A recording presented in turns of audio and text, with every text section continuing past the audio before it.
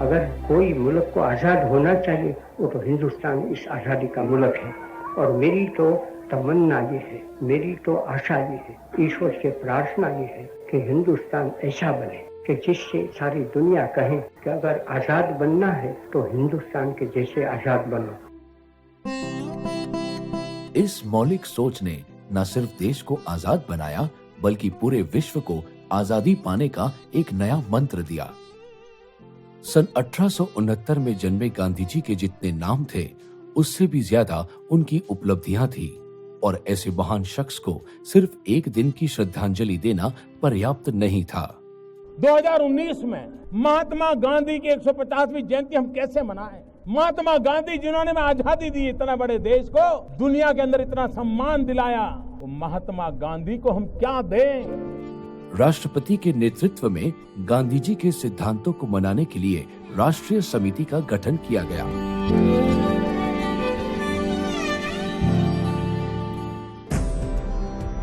सन 1930 भारत की आजादी का सबसे अहम आंदोलन नमक सत्याग्रह की शुरुआत हुई। 30 जनवरी 2019 दांडी में उस आंदोलन की गूंज एक बार फिर जाग उठी। राष्ट्रीय नमक सत्याग्रह स्मारक दांडी मेमोरियल के रूप में, जिसका उद्घाटन प्रधानमंत्री नरेंद्र मोदी ने किया। गांधी जी ने ईश्वर के बाद का स्थान स्वच्छता को दिया था। इसको अभिव्यक्त करने के लिए 3 दिन का Mahatma Gandhi international sanitation convention आयोजित किया गया और साल 2022 तक सिंगल यूज प्लास्टिक मुक्त भारत बनाने का लक्ष्य रखा गया।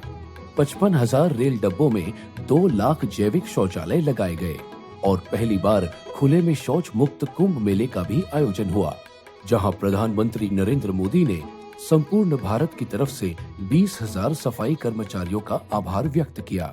वैष्णव जन तो तेरी कही जी, भीड़ पर आए जाने रे।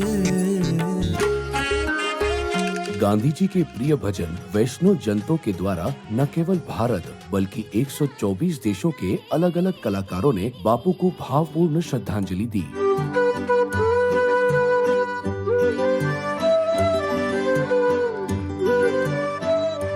इस साल के गणतंत्र दिवस पर 22 झांकियों द्वारा राष्ट्रपिता और उनके अलग अलग पहलुओं को दर्शाया गया।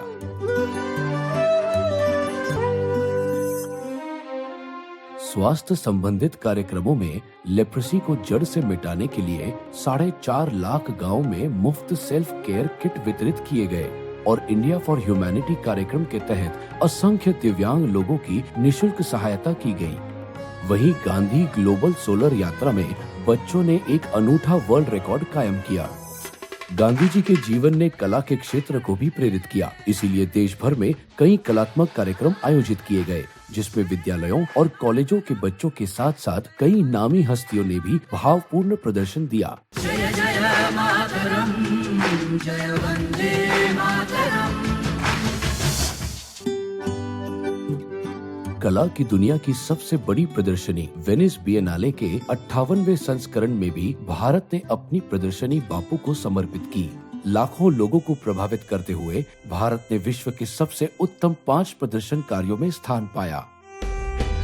गांधी जी की विरासत को बरकरार रखते हुए दुनिया भर में भव्य आयोजन किए गए, जैसे cycling events, vegetarian food festival, वृक्षारोपण, खादी फैशन शो और ड्राइव फॉर पीस रैली।